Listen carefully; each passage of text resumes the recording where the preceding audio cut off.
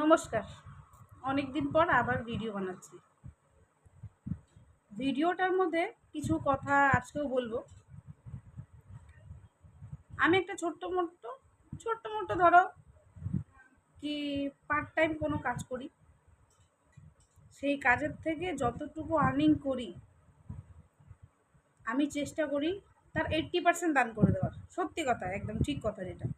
কারণ আমার ঘরেও যদি কেউ আমাকে জিজ্ঞাসা করে যে আপনার মেয়ে কাজ করে তো পয়সা কাকে দেয়? পয়সা আপনাকে দেয় না? তো আমি আমার মাকে ১ টাকাও দিই না, সত্যি কথা এটা। তো আমি জানি না ঘরের প্রতি কী টান আছে না টান আছে, কিন্তু একটা জিনিস মানে আমার মন থেকে আমি চাই যে মানুষকে উপকার করা, হেল্প করা, যতটা আমার মধ্যে সম্ভব। কিন্তু আমি যাকে তাকেও হেল্প করি না।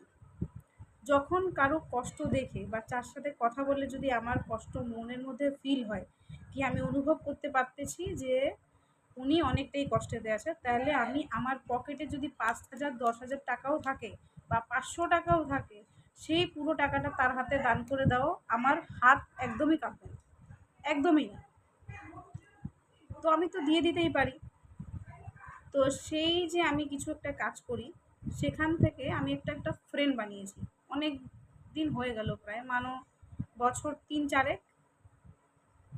তো সেই ফ্রেন্ডটার তো মেয়ে বান্ধবী ছিল, বিয়েও হয়েছিল। তো এখানে না হয়তো কোনো এক ট্রাভেলের মাধ্যমে কোথাও গিয়েছিলাম বা সেখান থেকে বাড়ি ফিরছি, সেই হিসাবে ট্রেনেই আলাপ।